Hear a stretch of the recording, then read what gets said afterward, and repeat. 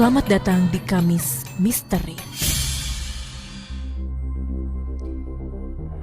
Cerita ini berawal dari Gunung Samalas yang erupsi sangat dahsyat pada kala itu, yang mengakibatkan seluruh permukaan dunia diselimuti awan debu, dan ledakan tersebut menyisakan kaldera yang sangat luas dan dalam. Dan salah satunya adalah Gunung Rinjani. Keadaan desa di sekitarnya pun makmur, tanah yang subur, air yang mengalir dari mata air yang rasanya manis, seolah ini bisa melupakan bencana yang telah terjadi ratusan tahun lalu.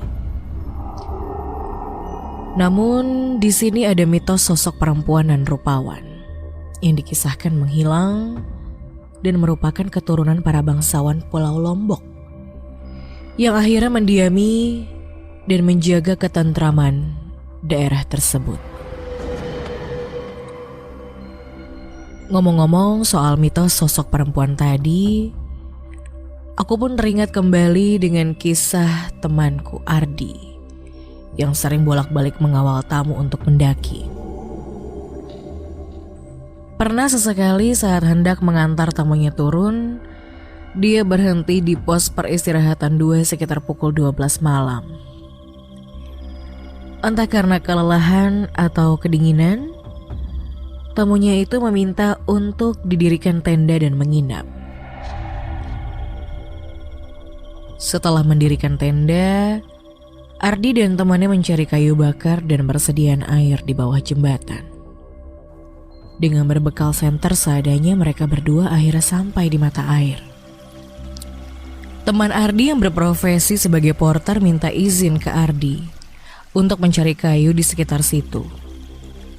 Saat Ardi membuka botol, dari arah kanan yang terdapat tumpukan batu-batu besar, terdengar suara aneh. Bulu kuduknya pun berdiri. Dengan berhati-hati, dia menoleh ke arah kanannya. Rasa takut dan penasarannya bercampur menjadi satu. Semakin dia memperhatikan, semakin jelas suara yang didengarkan.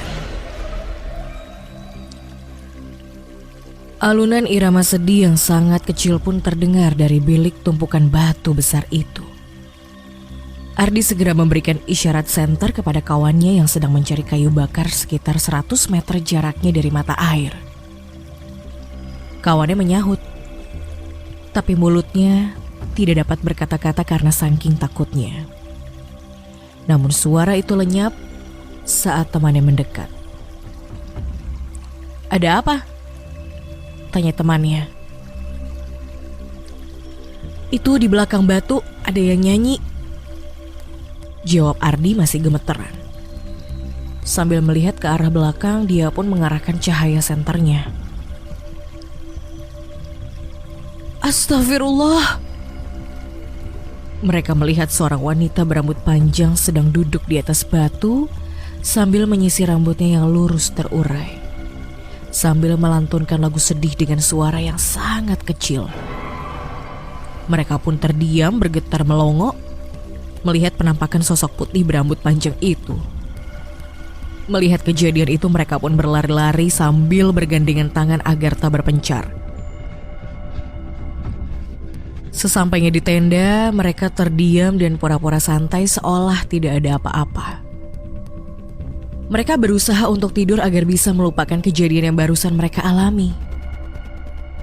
Tapi di dalam tidurnya, mereka berdua dipertemukan kembali dengan sosok yang sama, di tempat yang sama, namun dalam wajah yang berbeda.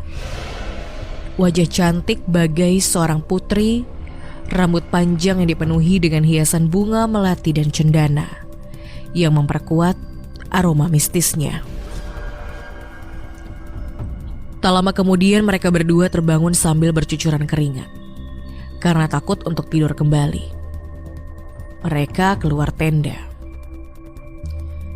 Dan yang bikin mereka tambah ketakutan di luar, ternyata mereka melihat ada banyak orang yang hendak melakukan pemakaman sambil mengusung keranda. Akhirnya mereka masuk lagi ke dalam tenda dan memutuskan begadang semalaman. Malam itu menjadi malam yang menyeramkan untuk Ardi dan temannya. Dia jadi ingat dengan perkataan sesama pendaki. Kebanyakan orang yang sempat menginap di sini pasti sudah melihat sosok itu. Tapi hanya sebatas menampakkan diri saja. Bisa dibilang, dialah penunggu mata air itu. Cerita Ardi ini mengingatkanku pada pemangku adat di sini. Beliau pernah bercerita tentang tata cara untuk mendaki gunung ini. Cukup dengan niat yang bagus, hati yang bersih, dan jangan pernah berbicara yang kotor atau berprasangka aneh tentang apapun. Karena akan menjadi musibah nantinya. Sebenarnya sebelum berangkat pun, perlu ada ritual khusus yang bernama membuka pintu. Membuka pintu dalam bahasa Sasak Lawang dimaksudkan untuk penghormatan dan meminta keselamatan kepada Tuhan, dan apa yang akan menjadi hajat kita nantinya akan tersampaikan.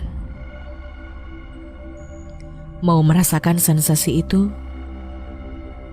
Silakan datang sendiri ke Rinjani. Thank you for watching. Jangan lupa like, comment, dan subscribe. Bunyikan lonceng notifikasinya dan dapatkan video update